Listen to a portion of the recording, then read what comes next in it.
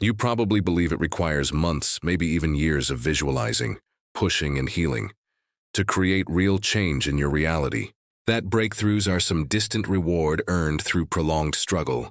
That alignment is something that only arrives once you've completed every spiritual task, perfected every ritual, mastered every method. But what if the actual shift, the true quantum leap, takes place in a single, quiet moment? So subtle most people overlook it completely. There's an unseen pattern that shows up just before everything transforms. Not when someone tries harder, not when they add more effort, but when something deep inside finally stops. Stops pushing, stops doubting, stops chasing. That's the instant the field responds. In this experience, we'll uncover the precise frequency that triggers a quantum leap and why your ego finds simplicity unbearable. You'll understand the energetic skills that hold more power than strategy, the indicators that reveal you're on the brink of a timeline shift, and why what looks like a breakdown is actually a doorway. But let's begin with something familiar, something you've felt but maybe never put into words. The resistance to ease.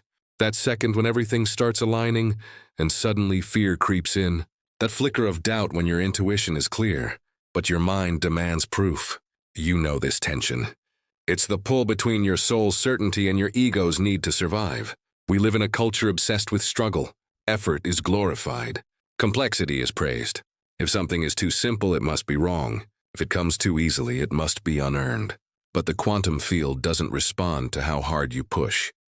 It responds to the clarity of your frequency. And clarity is almost always found in simplicity. The problem is, simplicity threatens the constructed self. Because if it's simple, what was the point of all the struggle? If it's simple, what happens to the identity built around proving, fixing, and striving? Simplicity strips away the performance. When the drama disappears, so does the mask. And this is why many people unknowingly sabotage their own breakthroughs. Not because they're flawed, but because they fear the quiet. They expect fireworks. The field offers stillness. They want explosions. The shift arrives in silence. Yet it's in that stillness where everything changes.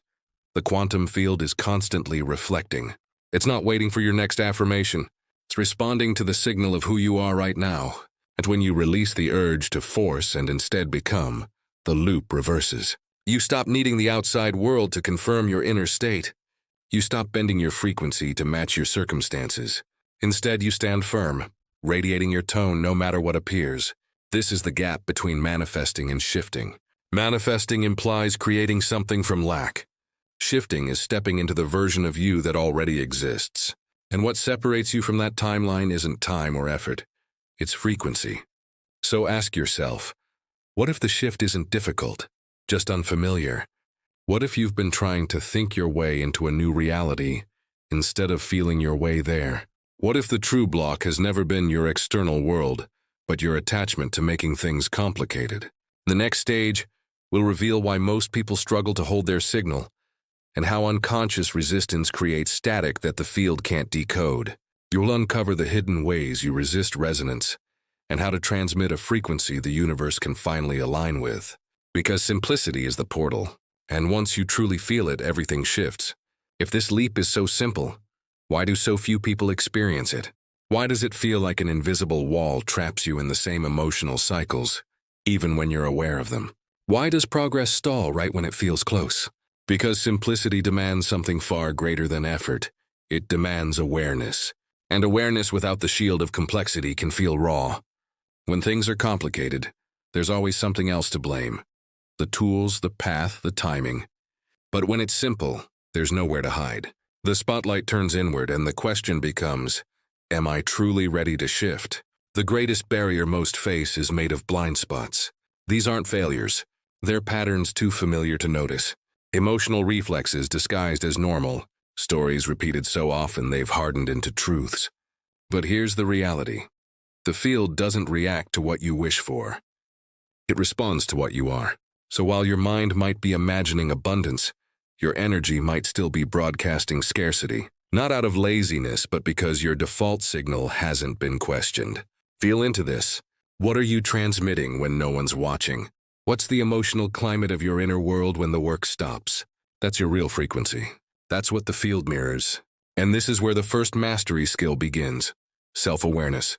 Not the surface kind, not just journaling, but the kind that observes your thoughts in real time without judging or fixing them. The kind that notices when survival patterns arise and refuses to collapse into them. The next layer is more confronting. Radical responsibility. This is when your frequency begins to clear itself. It's not about self-blame. It's about owning what you emit, especially the shadows you try to disown. When you shift from "why is this happening to me" to "what is this revealing about my resonance," the mirror starts reflecting differently. Victimhood is loud but fragmented. Ownership is soft but magnetic. And then comes the amplifier, accountability states. These are the emotional anchors you return to, no matter what the outside world does. Most people wait for external validation to stabilize their state. But those who truly shift hold their vibration until reality has no choice but to match it. Accountability is showing up for your frequency even when logic says it's pointless, even when it's uncomfortable, even when there's no proof. And then there's the paradoxical key, detachment from perception. We're taught to judge constantly. This is success. That is failure. This means progress. That means collapse. But what if your lowest point is actually the final threshold before the leap? What if what feels like unraveling is just your old frequency dissolving?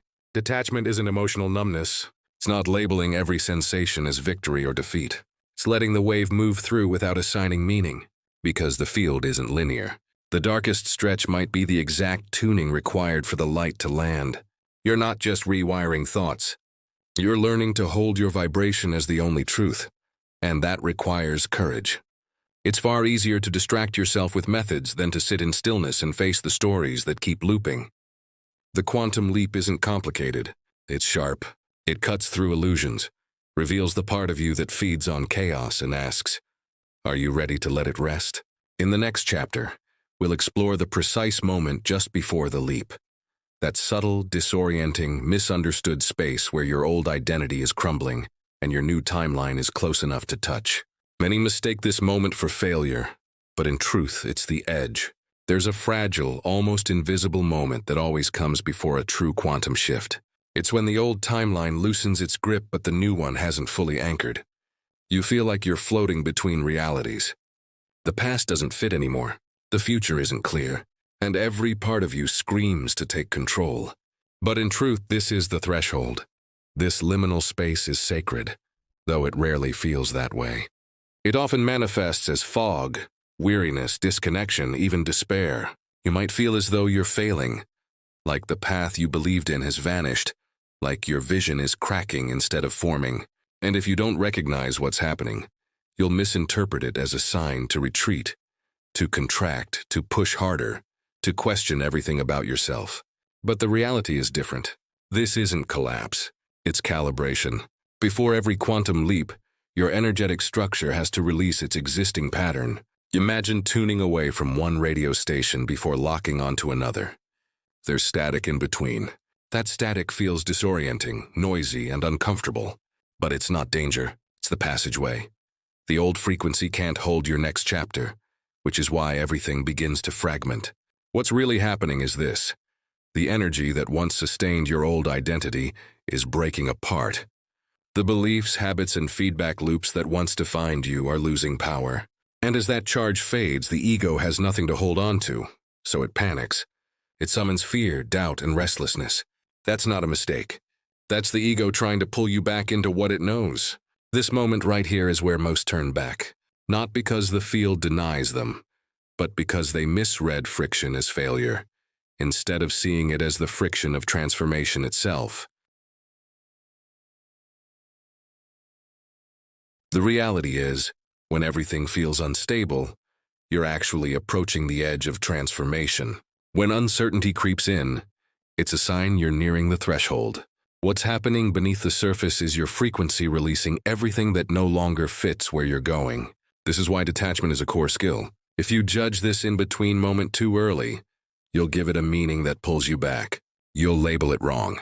You'll call it being stuck. You'll declare it proof that nothing is moving. And when that happens, you end up anchoring the old pattern again. But if you hold your center, not through effort but awareness, something subtle begins to realign. The noise softens, the edges blur, You start to feel your way forward instead of trying to force it. That's when your energy becomes magnetic. Not because of effort, but because you're no longer leaking power through resistance. Right before a quantum leap, your nervous system is learning to contain more energy. And this expansion isn't fueled by force. It's created through alignment. When you allow yourself to stay steady in uncertainty, without assigning meaning to it, your energy field organizes around your stillness. And that's the exact moment the quantum begins to answer. So what can be done in this liminal space? Ironically, nothing in the usual sense. This isn't the time to push, fix, or scramble. It's the time to attune. Breathe into the discomfort. Watch the narratives. Loosen your grip on the timeline. Your role isn't to force reality into form. It's to be open to receive it. That's the actual shift. Not control, but surrender into the vibration that already carries the future. Next, we'll explore how the field translates your signal. Why what you believe you're broadcasting may differ from what's actually being received. And how to purify your resonance so you align with the timeline already waiting for you. You don't need more force. You need to hold your frequency even when the world doesn't make sense, and especially then. That's when the door opens. That's when reality bends. That's when the shift becomes inevitable. Let's talk about frequency signals. You've likely heard that the quantum field is influenced by vibration, not language. What's often missed is that your energy is always transmitting, whether you intend it or not. And what transmits isn't what you say, but what you embody. You can claim you're ready, repeat affirmations, visualize every aspect of your dream life. But if your underlying signal is soaked in doubt, urgency, fear, or performance, that's the frequency the field mirrors. The quantum doesn't react to words, it reflects the resonance underneath. So what does this actually imply? It means your inner landscape is your real strategy. Your nervous system is the tuning fork for your reality. And coherence, that deep, unwavering harmony between your thoughts, emotions, and state, is the primary language the field understands. Coherence isn't about flawlessness. It's about presence. Think of it like tuning a radio. Even a slight misalignment gives you static, fragments, and distortions. The same applies to your energy. If your frequency is mixed with conflicting signals, desiring but doubting, asking but not receiving, speaking without truly believing, the result is an unclear, disordered transmission. And what does the field do with incoherence? It delays. That's why quantum shifts aren't about doing more. They're about clarifying the signal. And clearing isn't about suppressing feelings. It's about aligning them. It's about fully owning your energy so your inner world matches your intent. But here's where most people trip. They try to force coherence. They think their way into feelings. They overanalyze their vibration. They treat their internal state like a project to manage. But real coherence isn't born from control. It comes from surrender. You can't manufacture resonance. You can't overthink your way into magnetic alignment.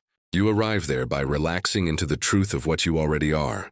So what generates that level of alignment? Clarity, stillness, honesty. Choosing to live from what you want before it's visible. Not as performance or denial, but as quiet certainty. That's the energetic tone the quantum responds to. I already am. I already hold. I already resonate. Not because it's manifested yet, but because it's real. And that's where your field begins to change. Not through effort or striving, but through tuning in. When your nervous system begins to trust the frequency you carry, it steadies itself. And when your signal steadies, external reality finally starts arranging itself around you. So here's the invitation. Declare, I am the shift. Let it be your anchor. Not a cry to the universe, but a recognition of what's already alive in you. Speak not to convince, but to affirm. Because when embodiment speaks, the quantum listens. And when it listens, the world reshapes. Now let's break down the mechanics of this mirror effect. How your focus acts as a selector, how coherence operates as a command, and why raw effort is one of the weakest methods of creating change. Here's the truth, you don't change reality. You step into the version of yourself that already lives there, and that shift begins now. Now that you've touched the power of resonance and coherence, we can examine how the field actually reacts. If you've ever noticed how some desires materialize instantly while others hang in limbo, this is why. The field doesn't reward wanting. It reflects your dominant energetic broadcast. And that signal is shaped entirely by where your attention continuously lives. Let's unpack that further. The quantum field is limitless. Every version of you already exists within it. Every outcome is encoded, not waiting to be built, but waiting to be witnessed. The observer effect in quantum mechanics shows that particles don't become matter until they are observed, until they collapse from wave to form. Your focus isn't passive, it's creative. It chooses which reality steps into view. This is why shifting isn't about wresting control from the world. It's about selecting through attention and sustaining that selection with your energetic state. Most people don't realize their attention is scattered. They dream of abundance in the morning, worry about scarcity in the afternoon, and fall asleep steeped in doubt. That's not stability. That's noise. The quantum doesn't punish inconsistency. It simply mirrors it. This is why outcomes often appear delayed, messy, or inconsistent. But when your attention becomes precise, when you hold your vision without clinging, without needing, without doubting, everything begins to synchronize. The timeline starts bending around your frequency. People, opportunities, events, and subtle choices align effortlessly, not through control but through resonance. You're not bending the world to your will. You're collapsing into the version of reality that's already vibrating at your frequency. Here's the part few people understand. You don't shift with thought alone. You shift with identity. Your conscious mind may desire the change, but if your subconscious identity, the emotional baseline you live from, remains tuned to the old pattern, the field reflects that identity, not the idea. This is why inner alignment is sacred work, not a checklist, but a remembering. Every moment you return to coherence, not to fix, but to remember, you reinforce a new identity. Not one you're trying to build, but one that's always been within, waiting for space to lead. So ask yourself, who are you being right now?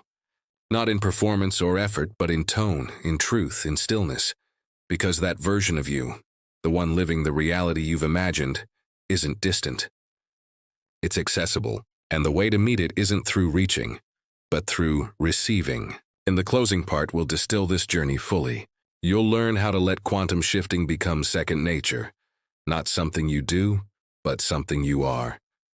We'll reveal the final key to anchoring your new timeline, so it doesn't just flicker briefly, but becomes your new baseline. Stay with it. The shift isn't in the future. It's already unfolding. Here's what you now know. The quantum doesn't respond to sheer effort. It responds to coherence. It doesn't care about the words you use. It mirrors the energy you hold. And the shift? It isn't somewhere outside you. It lives within you, simpler than most would ever believe. So simple that the ego often ignores it, pushes it aside, or tries to make it complicated. Yet those who truly experience transformation, those who step into new timelines, understand something vital. The simplicity isn't a trick, it's the core truth. And the reason so few maintain their new reality isn't because they're doing it wrong. It's because they don't remain long enough in the frequency that lets it take root. So let's make it clear. Quantum shifting doesn't happen through more effort. It happens through cleaner, calmer, truer alignment. You shift the moment you stop chasing the version of yourself that already exists and begin being that version. This doesn't mean faking joy when you feel sorrow. It doesn't mean forcing positivity over pain. It means allowing yourself to hold the entire spectrum of your emotions without letting them define who you are. That's emotional mastery. That's energetic maturity. And that's exactly what the field answers to. You're not here to chase the transformation. You're here to embody the one who shifts with ease. When that truth lands, life stops being a race and becomes a reflection. This is the moment where the way you move through reality changes. Your energy enters spaces before you ever do. You speak less but are heard more deeply. You request less and yet receive more. Not because you've hacked the universe, but because you've become one with it, resonating in perfect harmony. This is why true masters of manifestation don't hand out endless techniques. They share states of being. They help you awaken something ancient already pulsing inside of you. They don't add layers. They peel them away. And so this moment is your reminder to return to what has always been true. The timeline already exists.